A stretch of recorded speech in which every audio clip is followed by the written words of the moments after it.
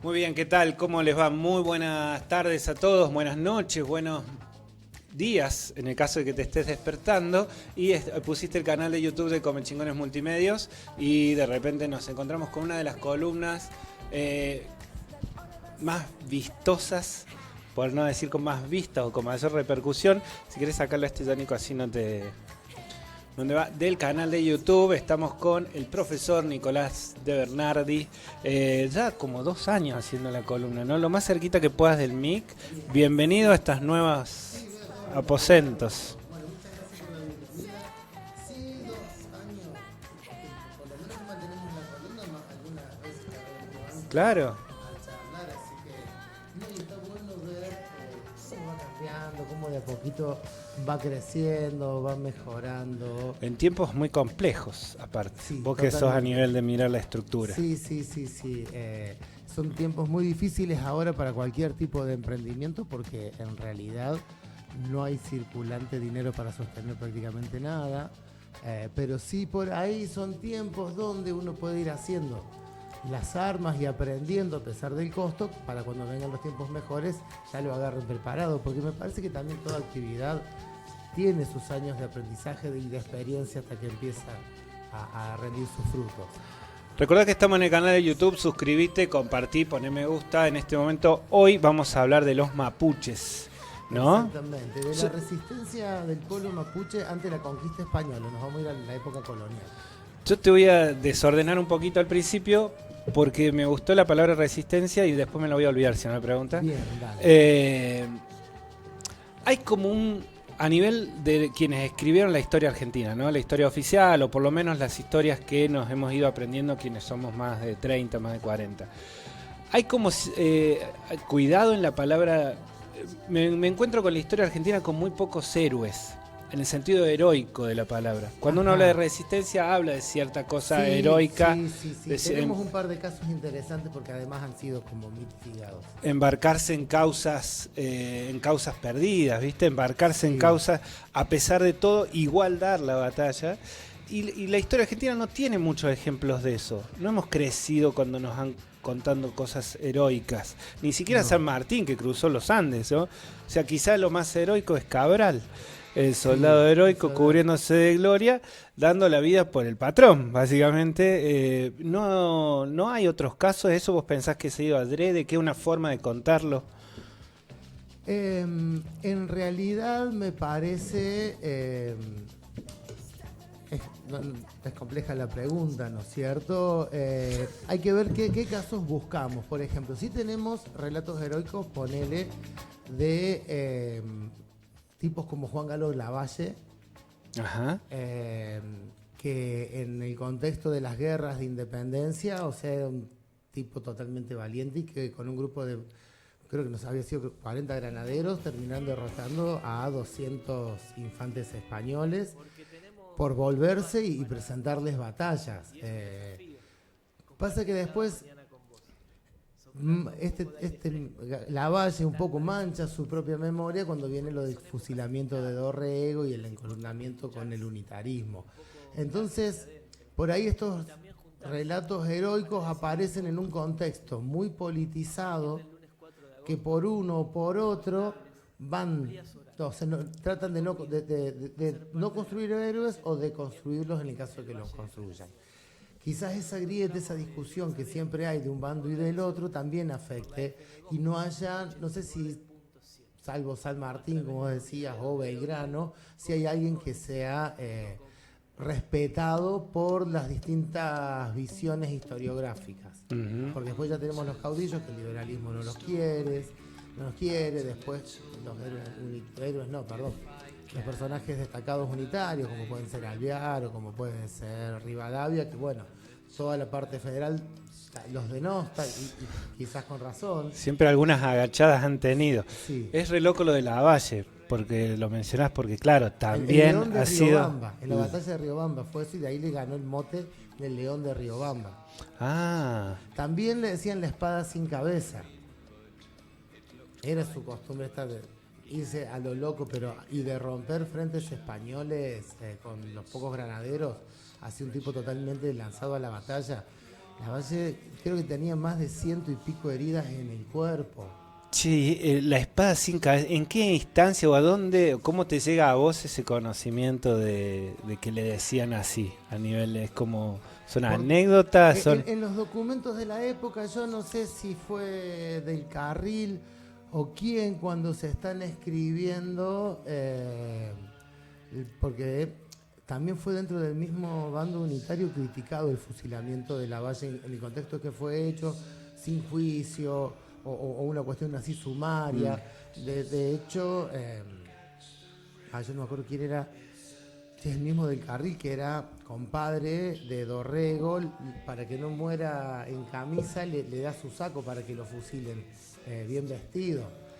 Y había mucha simpatía porque Dorrego, dentro de todo, más allá de que era un personaje fuerte, que algunos lo querían, otros no, muchos sí lo querían. Y algunos comentan en la carta que bueno, Lavalle era una espada sin cabeza, por eso había tomado una determinación así, que en realidad también, si te pones a ver, tiene que ver con el inicio de 30 o 40 años de guerras civiles. Bueno, y ahí con este pequeño concepto de resistencia a nivel historia argentina, nos vamos a una historia más que latinoamericana, sí, americana. Sudamericana. La resistencia mapuche los mapuches vivían ¿en dónde? Los mapuches, ¿A qué resistencia? O sea, los mapuches estaban ubicados en el sur de Chile. En realidad pertenecían a un grupo étnico mucho más amplio, donde estaban mapuches, huiliches, picunches, lafkenches, distintos grupos con costumbres más o menos similares, un origen más o menos similar, pero algunas diferencias que justamente los distinguían entre sí. En general eran pueblos que no estuvieron organizados bajo un estado, eran pueblos sedentarios, cultivaban maíz, cultivaban habas, criaban llamas, una llama chiquitita, eran bastante guerreros. Al no estar unificados, estas guerras eran muchas veces entre sí, entre un grupo contra otro grupo, corría la flecha, porque la costumbre era cuando se iba a atacar un grupo, se mandaba un mensajero con una punta de flecha de piedra envuelta en una tela a los caciques, y los que aceptaban la flecha se unían al ataque, y los que la rechazaban se ponían del otro lado. Se ponían del otro lado o no se metían. Entonces cuando corría la flecha es porque se venía la guerra. Era un pueblo bastante bravo. Todo esto en el contexto del sur de Chile, para los cuales la cordillera tiene que ser un paredón gigante, sea solo ahí. Todo lo contrario. Ah, mira. Todo lo contrario, la cordillera, como las sierras nuestras, para los pueblos originarios no fueron una cuestión divisoria, sino una cuestión que unía, porque en las montañas están los ríos y el agua. Entonces el pueblo mapuche, los que vivían sobre la cordillera, eran los pehuenches, que estaban de los dos lados ubicados, digamos. Y en torno a la cordillera había mucha gente y había mucha comunicación, y de hecho, para cuando llegan los españoles ya había comunidades mapuches viviendo en lo que hoy es Neuquén y esa parte. Después terminan ingresando a esta provincia de Buenos Aires 3 siglos después, pero mucho después. En estos momentos estamos hablando, ponele, 1500 más o menos, ya había llegado Colón a las islas del Caribe, pero no habían llegado todavía a Sudamérica. Los que sí llegaron a Chile fueron los incas, que conquistaron la parte central, donde estaban los picunches, pero no pudieron conquistar el sur, donde estaban los mapuches. Resistieron fervientemente los intentos de conquista de los incas, hasta que llegan los españoles al Perú, derrotan al imperio inca, y veían que llegaba desde Chile ofrendas en oro cada cierto tiempo. Eso enciende la codicia para empezar a explorar para allá. El primero que va es en 1536 a Almagro, en un viaje bastante penoso, que en realidad, porque no encuentra minas directamente de oro, el oro que había en Chile era aluvial, o sea, estaba en los ríos, se sacaba con bandeja. Y además venían conflictos entre los españoles, lo había traicionado su compañero de conquista, que era Pizarro, entonces se vuelve, que al final los pizarristas lo terminan matando a Almagro cuando se vuelve a pelearse con Pizarro. Y vuelve hacia 1540 hacia Chile un pizarrista que era Valdivia. Pedro de Valdivia va a iniciar la conquista de Chile efectivamente, va a fundar la ciudad de Santiago de Chile en 1541, y hacia finales de la década de 1540, principios de la 1550, intenta la conquista del sur de Chile, y ahí se vuelve a topar con los mapuches. O sea, ya había tenido resistencia en la zona de Santiago, primero de Michimalón con un cacique Picunche, y después de Colo Colo. Que por eso el equipo chileno lleva el nombre y vos dices mi cacique. Colo Colo es uno de los primeros caciques del centro de Chile que reúne hacia distintas comunidades para enfrentarse a los españoles.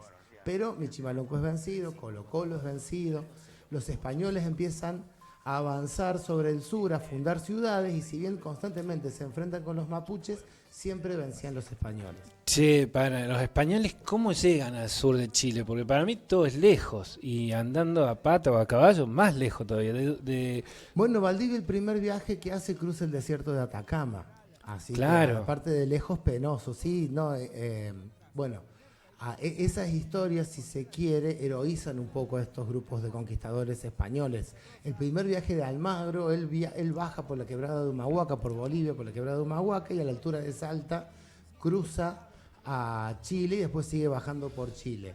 Y nada, los agarran a taludes de nieve, quiero decir, en medio de la cordillera, mueren muchos, es bastante... Y todos estos tipos se embarcan en esto por fe, por obediencia de vida, por plata. Y dos cosas, plata y posición social. Los españoles, cuando llegan a América, ya venían en un proceso de conquista que ellos le llaman la reconquista, porque todo el sur de España desde hacía 700 años estaba ocupado por los moros, por los árabes. Claro.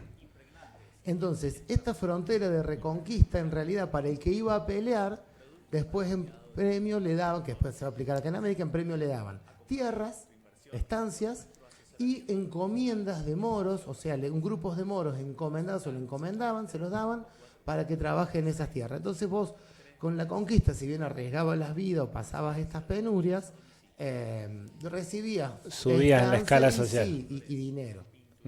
Y no solo eso, si encima tenías la suerte de enganchar culturas como el incaico, como el azteca, además mucho oro. Mucho oro. Pero bueno, eso también no era para todos. La gran mayoría va a terminar peleándose con los indios palmo a palmo para someterlos, quitarles las tierras, poner sus estancias y poner a estos indios sometidos a trabajar en acá ellos. mismo. Acá mismo se hizo eso, en todos lados se hizo eso, donde llegó la conquista. Y ahí, por eso, no había una cuestión tipo de orgullo, de camiseta puesta, de ideología, de, che, bueno, vamos a llevar la palabra de Dios. Sí, eso también había. En realidad, la excusa de la conquista de América es la evangelización. El Papa les da la orden, o digamos, los toma como a sus enviados, a los reyes de Portugal y España, que eran los que habían llegado hasta ese momento, estamos hablando de 1494, por el Tratado de Tordesillas, ¿no es cierto? Divide el mundo entre la corona española y la portuguesa, y la misión, le da la misión a los reyes de evangelizar y enseñar la nueva fe a los pueblos conquistados.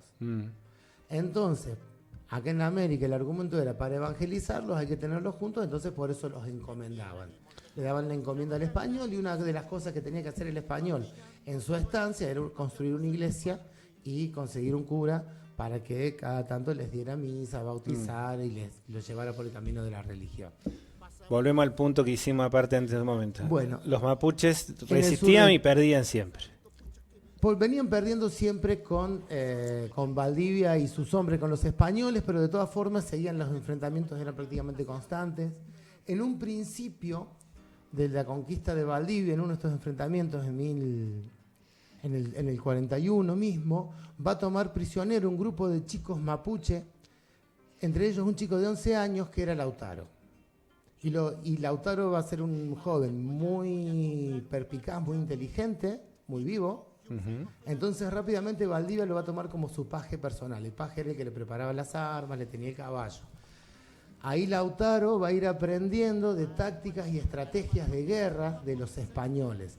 Y en 1553, en estas idas y vueltas, se les escapa, pero no se escapa solo, sino que lleva también caballos.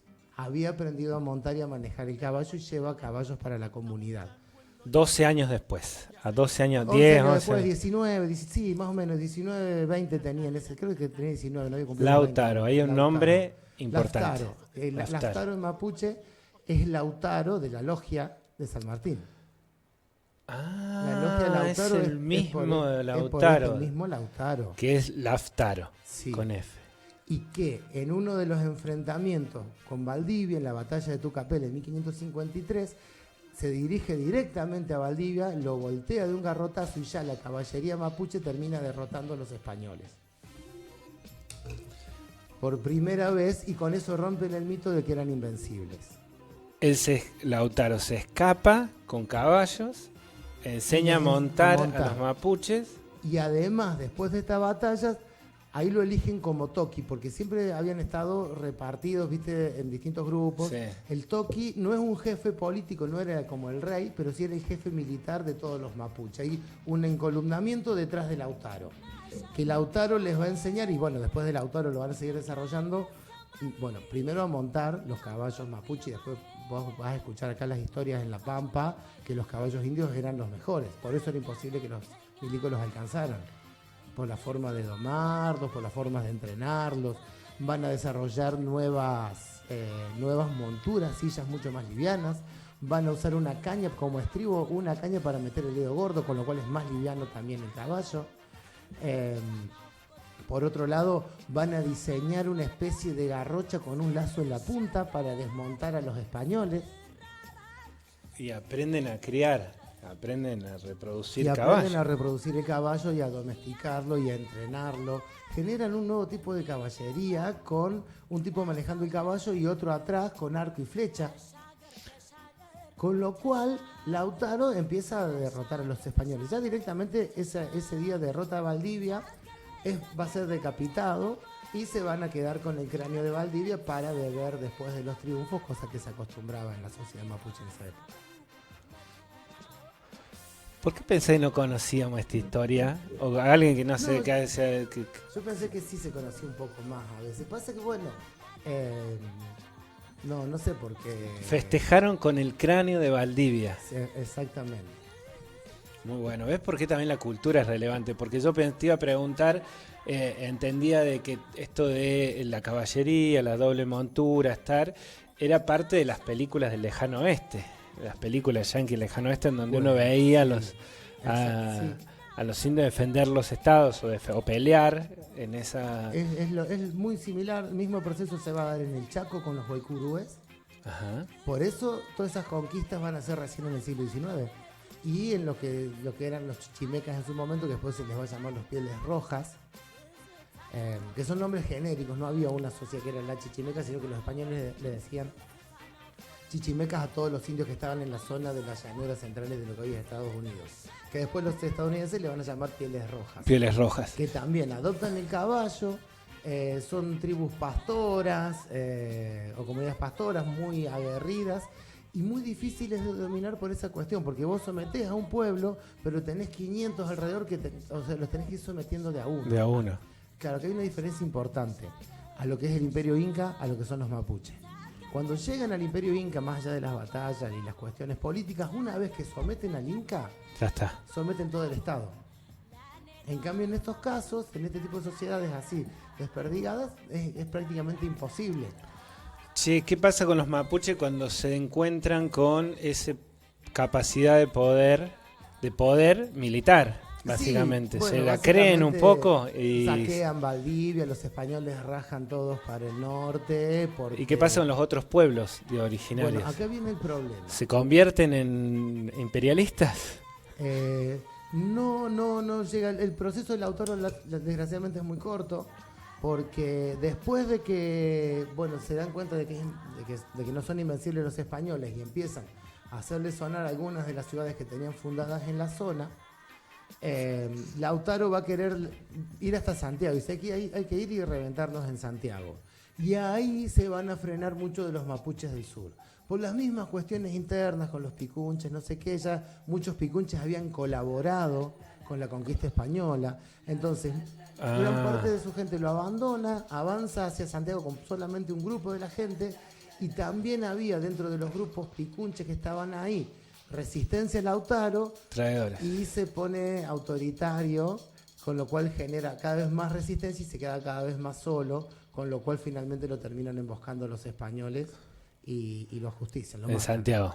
Sí, llegando a Santiago. Llegando a Santiago. No llega a atacar Santiago, pero sí llega a las puertas de Santiago.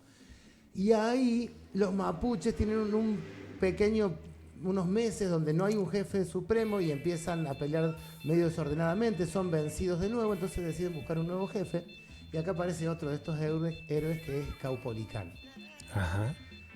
Caupolicán se dice que era un gigante forzoso, tuerto, de chico, pero que era capaz, bueno, por ejemplo, para elegir el nuevo Toqui, la prueba era sostener un árbol, el tronco de un árbol en el hombro, y Caupolicán estuvo parado durante 2 días y 2 noches con un tronco de árbol pesadísimo sobre su hombro, y eso lo define como el nuevo Toqui mapuche. Estamos hablando de los 60, los 70 del 1500. No, todavía estamos hablando de 1556, 57. Ah, esa todo década, ahí. todo Claro, ahí. los años eran más largos, me parece. Claro, fueron un par de años lo de Lautaro. Hasta que Impresionante. avanza y es ajusticiado. Creo que en el 53 Lautaro es Toqui, en el 57, me parece, 1557 elegido Toqui Caupolicán, que también, tiempo después, también es apresado y ajusticiado. Bueno, acá viene otra de estos relatos heroicos. Lo iban a empalar. El empalamiento era un palo de punta donde lo colgaban al tipo y lo iban metiendo el palo adentro. Y bueno, Caupolicán le pega una patada al verdugo que lo tira del estrado y salta él mismo sobre el palo de punta. Junto con Caupolicán, ese día ajustician a Galvarino, otro cacique. Galvarino, 2 años atrás, había caído prisionero en una batalla. Y los españoles, como una forma de dar un mensaje, a todos los prisioneros le cortaban la mano derecha y la punta de la nariz. A Galvarino puso la mano, le cortaron la mano derecha, dice que no hizo ningún gesto, y puso la otra mano. Y le cortaron la otra mano. Y ahí pidió que lo mataran, pero no lo mataron y lo mandaron de vuelta para la comunidad. Y uno de los que iba al frente en la batalla era Galvarino, sin sus manos, pero peleando con los muñones o como podía, y sobre todo alentando a los compañeros.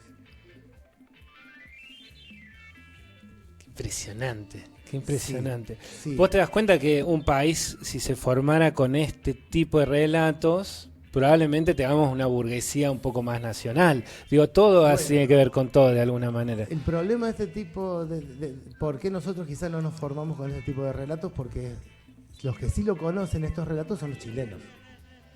Para ellos sí forma parte de su relato nacional, por eso Colo Colo, el equipo. Claro. Así que, y ando a preguntar por Lautaro en Chile y lo conocen. A Lautaro, a Caupolicán, sobre todo Lautaro es como el gran referente. La resistencia mapuche avanza, se mantiene. Y así Evidencia. siguió la lucha. Bueno, hay otra cuestión. Los españoles, mientras tanto, en la zona de Santiago empezaron la extracción de oro de los ríos y hasta 1565 mandaron más o menos 2.000 kilos de oro por año a Lima, o sea que era mucho lo que se sacaba, y para eso hacía falta mano de obra. Entonces, si bien ya no intentaron fundar más ciudades en un principio, ya habían fundado varias ciudades en el sur de Chile, pero estaban todo el tiempo acorralados, pero cuando podían salían en lo que se llamaban las malocas, que eran batidas así, o sea, incursiones en los pueblos mapuche para capturar hombres para mandar a las minas como esclavos. Como los mapuches se resistían a la conquista, la ley española permitía la esclavitud. Entonces se armó como una especie así de negocio también en la frontera de capturar. O sea, la guerra también fue un negocio, porque Claro. la guerra permitía capturar esclavos para vender. Entonces, pero de todas formas, esa guerra permanente hizo que los gobernadores de Chile estuviesen casi todos en Valdivia, en el sur, o en Concepción, que eran las ciudades del sur. Muy pocos pasaron algunos meses en Santiago. Mirá. Directamente se gobernaba desde allí. Che, capaz que nada que ver, pero ¿qué rol tenía el Océano Pacífico ahí? O sea, ¿había algún recorrido, tenía algo que ver? ¿Para quién? ¿Para los españoles? Para los españoles. Sí, era la vía de comunicación con el Perú, justamente por el desierto de Atacama, muy difícil de transitar, y porque todavía no estaban fundadas las ciudades del noroeste argentino, no se podía venir por este lado, la comunicación sobre todo era por barco. Replicaban lo que hizo San Martín. Exactamente, sí, es que sí. San Martín copia lo que hacía entonces. Exactamente, y que era el trayecto lógico de las comunicaciones de la época. El tema es que esta guerra se mantiene, los mapuches se van O organizando. sea, el cada vez concepto más. es guerra, no es Sí. colonización, no esta es la guerra de invasión. Arauco. Son como vos ves ahora en Ucrania, que cada un mes o 2 meses un grupo entra, lo sacan a los tiros, pasan 2 o 3 semanas y un ataque. Bueno, es una cuestión así. Se llamó la guerra de Arauco, por eso el gobernador estaba ahí, porque estaban en pie de guerra. Como la guerra era un negocio para los españoles, también mantenían ese pie de guerra sin terminar de conquistar, y porque tampoco le daban las fuerzas para someter a los mapuches. Hasta que en 1598 ya era gobernador Oñez de Oyola, hay un levantamiento generalizado mapuche, Oñez de Oyola es derrotado en la batalla de Curalaba, Sí. También es decapitado y van a usar el cráneo para festejar la victoria, pero en este caso van a quemar entre el 98 y 1602 las 7 ciudades españolas al sur del río Biobío. Ahí sí ya los desalojan completamente a los españoles de la tierra mapuche, pues ya del norte de Biobío era la tierra picunche donde estaban estas rencillas internas. Sí. Entonces los desalojan completamente de la zona mapuche. Y si bien se mantiene este frente de guerra, ya no fundan más ninguna ciudad, y hacia 1656, me parece, firman ya un tratado de paz donde los españoles reconocen el territorio mapuche al sur del río Biobío. Los españoles aceptan las ciudades, perdón, los mapuches aceptan las ciudades españolas al norte del Biobío y le devuelven los cráneos de Valdivia y de Oñez de Oyola a los españoles como símbolo de buena voluntad, y ya a partir de ahí ya se forma una frontera.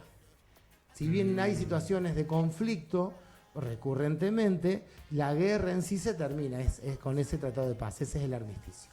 ¿Para los mapuches el oro significaba algo? No. En términos de negocio, digo, después cuando... No. Nunca fue como, bueno, ya que está esta oportunidad de mercado, sería, vamos a sacar el oro nosotros y se lo vamos a vender a estos. No, y en tierras mapuche no había el oro estaba más en el centro de Chile. En el centro. Que era lo que habían dominado los incas. Los incas ya sacaban ese oro, y como después que cae el imperio inca, siguen sin enterarse en el sur, en Chile, siguen llevando los viajes, los contingentes, el tributo, ahí se dan cuenta los españoles de que había oro. Pero ellos esperaban minas de oro. Hacía unos años atrás había aparecido Potosí. Claro. Entonces, cuando vieron que era solamente aluvial, si bien lo siguieron explotando, ese oro aluvial se acaba. Y de hecho, en 20 años se acabó. De 2.000 kilos anuales, en 1565 se estaban exportando 500 kilos y después cada vez menos. Qué y empieza a impresionante. hacer el trigo el negocio. Esta es otra cuestión. Los mapuches, una forma de resistencia también fue adoptar el trigo. ¿Por qué?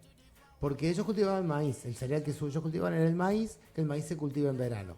En Chile, a diferencia de acá, el invierno es lluvioso y el verano es seco. Entonces, salir a pelear para los españoles en invierno era muy difícil, estaba todo pantanoso, frío, mojado, húmedo. Entonces salían a pelear en verano y lo primero que hacían era destruir los maíces. Los plantíos de maíz, más que atacar a las personas, destruían la comida. Claro. Entonces los mapuches consiguen semillas de trigo y empiezan a cultivar el trigo en invierno, y para cuando venían los españoles ya tenían el trigo guardado y estaban listos para pelear y enfrentarnos.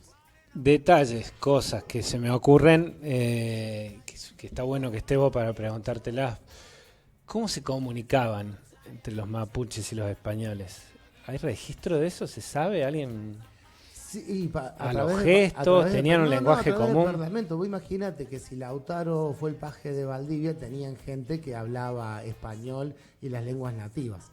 En realidad los españoles lo que utilizaron en un primer momento para comunicarse es el quechua. Porque al centro de Chile ya habían conquistado los incas, también como todo el noroeste argentino. Y los españoles aprendían el lenguaje. Hablaban quechua. Hablaban quechua. Evangelizaban en quechua. Ah, claro. Cuando claro, llegan, hay un estudio aquí en ese idioma. Córdoba, de Beatriz Vixi, una lingüista, que en la mayoría de las comunidades van a encontrar entre 2 y 4 hablantes de quechua, acá en las sierras de Córdoba, que ni llegó el imperio inca, acá ni cerca. Sí.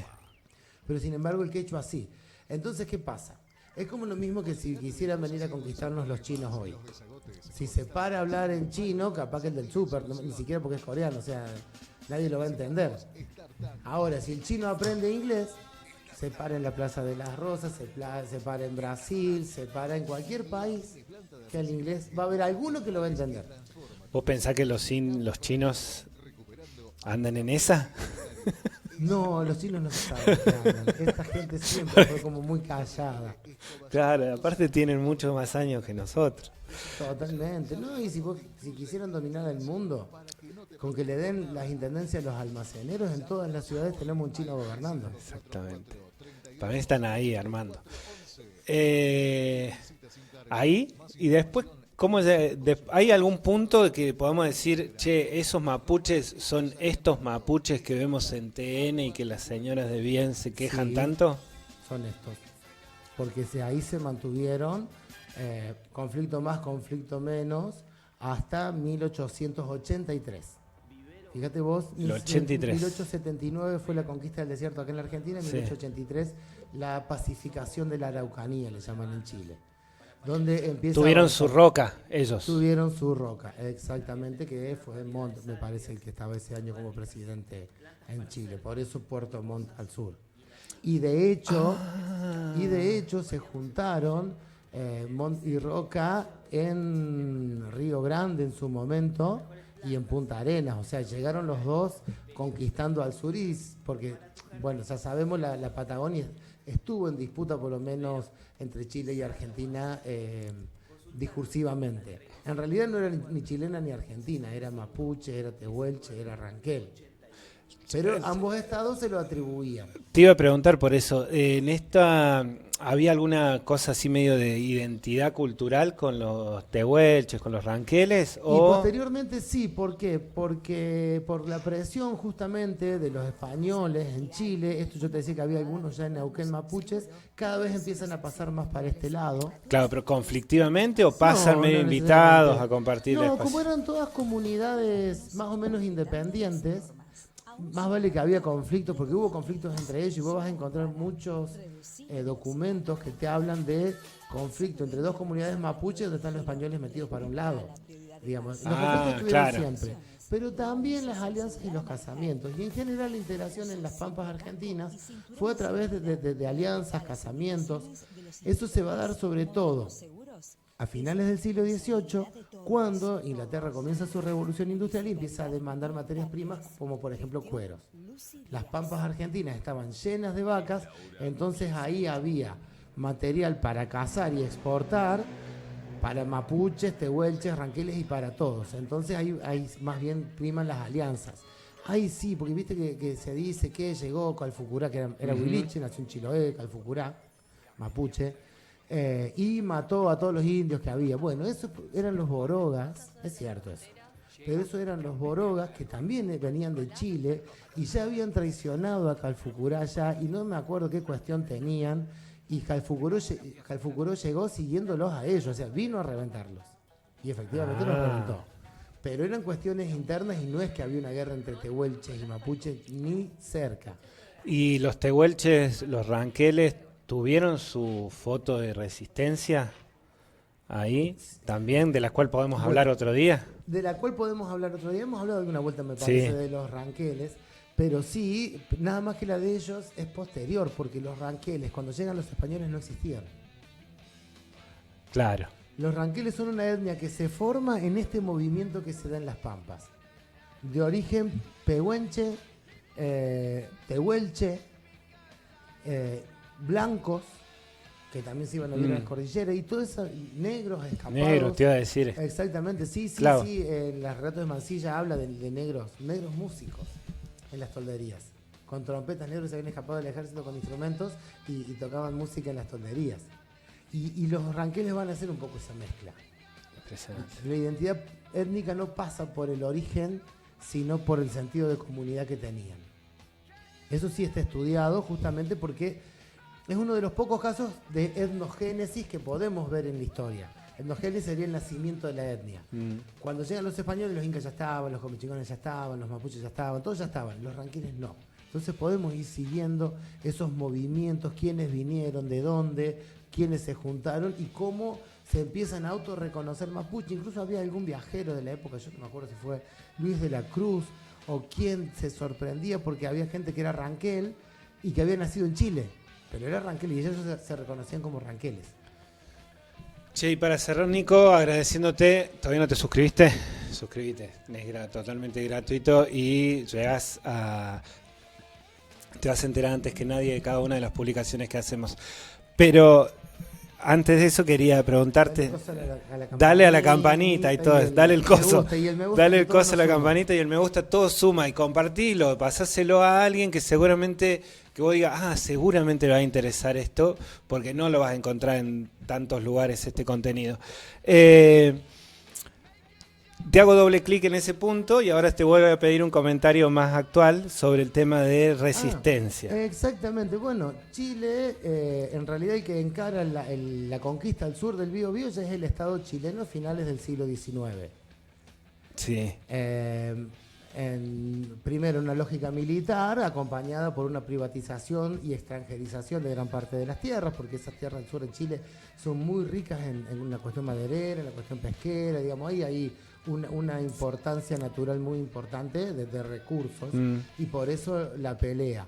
Y los fueron arrinconando a los mapuches en las cordilleras, en sus comunidades, pero esas comunidades son las que están hasta el día de hoy peleando todavía. Por eso vas a ver que una de las acciones que llevan adelante 2x3 es quemar los aserraderos para frenar el tema de la explotación maderera. Claro. Siguen resistiendo y son las mismas comunidades que, bueno, a ver, acá hay otra cuestión que tiene una particularidad muy interesante el pueblo mapuche y es no sé cómo lo podríamos decir, su agilidad para incorporar nuevos recursos. A diferencia, por ejemplo, del mundo andino. El mundo andino es como muy centrado en su cultura. Vos vas el día de hoy a Potosí y vas a encontrar gente que no habla ni español ni inglés, hablan aymara. Y vos vas a los pueblos del interior de Bolivia y no ves ni iglesia ni nada, están viviendo así muy tradicionalmente. Los mapuches, no solamente que en aquel momento toman el caballo, toman el trigo, toman el hierro cuando pueden, no lo pueden fundir porque no tienen minas, pero sí cuando pueden tomar el hierro lo utilizan y lo malean. Y ahora toman el internet, toman los teléfonos celulares. Yo trabajé en un conflicto por una ocupación de tierras en Neuquén, en el centro, en el oeste de Neuquén, sería en Pulmarí. Y nada, lo primero que hicieron cuando se armó lío con el Estado Nacional, que llegó la policía a desalojarlos, fue mandar mensajes, e incluso uno de los mapuches a Europa, a la Corte de la Comunidad Europea, digamos, al Parlamento Europeo, sí. Y consiguieron una resolución del Parlamento Europeo pidiendo de que se respeten los pueblos originarios, que bueno, esas cosas por ahí sirven en algunas cuestiones como acuerdos que tiene el país firmado, o sea, limitan, aunque parezca una simple declaración en papel, ponen su colchón ante la represión cuando saben que son mirados internacionalmente claro. Los estados y eso. Y los mapuches hoy en día están trabajando con universidades de Suecia, con internet, con los principales recursos. Es un pueblo muy ávido de lo que es nuevo y ahí nomás lo incorpora y esta es la clave. ¿Cuál es la diferencia entre los pueblos que les quitaron su cultura y le impusieron una cultura a estos que tomaron esta cultura? Que lo hacen según los principios de su propia sociedad. Cuando a los comechingones acá les sacaron la lengua y el sistema de creencias, no fue porque a los comechingones les convenía, entonces tomaron un sistema de creencias que resignificaron dentro de sus propios proyectos. Los españoles tenían sus proyectos y se los impusieron a los comechingones. Cuando toman el caballo, toman internet, toman celular, lo están resignificando dentro de los proyectos de su propia sociedad. Lo están convirtiendo en un elemento de su cultura, pero que no es extranjerizante, sino todo lo contrario. Claro. Por eso estos elementos, el teléfono, las chatas, 4x4 y eso, tienen un doble filo a veces en los loncos, en los caciques, en las comunidades, cuando es un símbolo de occidentalización del cacique y por eso se cree superior a los otros indios, o cuando en realidad estos elementos se incorporan para el uso de la comunidad y para los proyectos comunitarios. Eso es fundamental. Bueno, esperemos que les haya gustado. No, yo sé que me voy a meter en una, pero lo tengo que decir porque si no después va a ser peor. Pero cuando vos lo planteás, a mí me sale como una explicación de cierta identidad de clase. y de por qué quizá también explica por qué somos tan desclasados a veces el argentino en sí, o si querés, en esto de no poder tener una pertenencia orgullosa de clase. Probablemente tenga que ver con eso de que nos han robado cierta identidad y no hemos puesto ni las manos medio a nivel histórico en términos de identidad. Esto que vos decís de, bueno, yo tomo el caballo para defender mis intereses, me dan el caballo para que trabaje la tierra del otro. Sí, exactamente. Yo no sé si diría los argentinos, me parece un concepto muy amplio y no sé si... A vos no te gustan las generalidades, ya sé, pero hay no.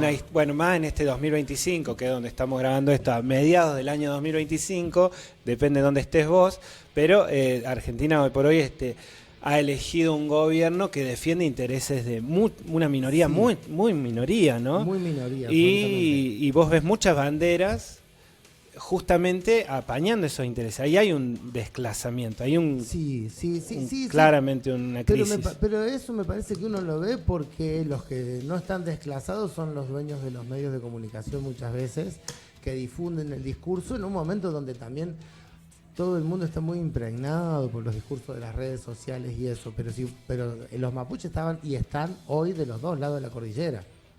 Y esa conciencia mapuche que hay en Chile también está en Argentina. Y sobre todo vos lo notás en los mapuches de Neuquén completamente. Pasa que bueno, son grupos que por ahí me parece que la Argentina con su construcción de pasado europeo, su construcción de identidad europeizante, justamente dejó de lado los ejemplos heroicos de estos pueblos originarios que resistieron. Algún día tenemos que hablar del Malón de la Paz. Los malones que se organizaron a mediados del siglo XX, sí, desde el norte argentino, donde ahí ves de vuelta esta cuestión de conciencia de clase y conciencia étnica. Pasa que también los juegos son muy complejos. Por ejemplo, yo hablaba con Roberto Ñancuché, un dirigente mapuche de la Nehuel Mapuche, una organización de Neuquén, un tipo ya grande, que él me decía que para ellos fue una resignificación. Sus padres vivían en la comunidad, pero se fueron a vivir a la ciudad de Neuquén y él nació en la ciudad, siempre fue neuquino, no estaba asociado tanto a su cuestión mapuche. Sí sabía que tenía los abuelos en el campo, pero en realidad él empezó a militar en el Partido Obrero. Y cuando viene la gran represión de los 70 y eso, allá en Neuquén terminan refugiándose muchos de estos, del PO, del MAS, de los distintos partidos, en la iglesia de Nevares. Ahí está Monseñor de Nevares, obispo del Tercer Mundo, que va a proteger. Y ahí se encuentran con que eran mapuches de origen, y después de todo esto, a mediados de los 80, forman una organización y empiezan a llevar esto de que era la lucha de clases a una cuestión de la lucha étnica y de la identidad étnica. Pero no hay una cuestión. O sea, hay un conflicto, hay una identidad de clase anterior a la identidad étnica. Hay una identidad de clase anterior porque en realidad el siglo XX fue quizás uno de los siglos más perversos con respecto a las identidades originarias. Saca el 15 de la conquista, porque bueno, ese fue más perverso porque hubo torturas, violaciones, muertes. Pero en el siglo XX fue el siglo de la desindianización en los discursos.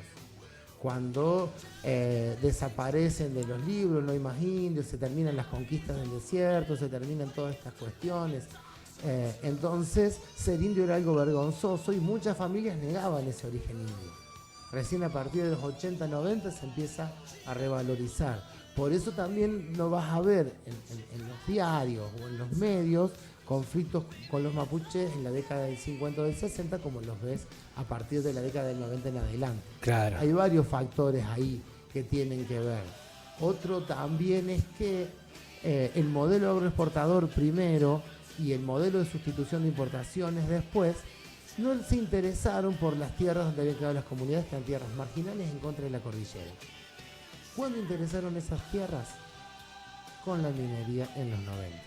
Hoy por hoy la minería yo no sé si no va palo y palo con la agricultura, con la producción de divisas, pero es una de las principales producciones. Entonces, eso también tiene que ver con los conflictos y el turismo en estas zonas. Claro. Digamos, hay nuevas actividades económicas que se vuelven a meter con las tierras que les habían quedado a los mapuches. y siguen resistiendo como hace 500 años. Y no hablamos de los nazis. No todavía, mejor.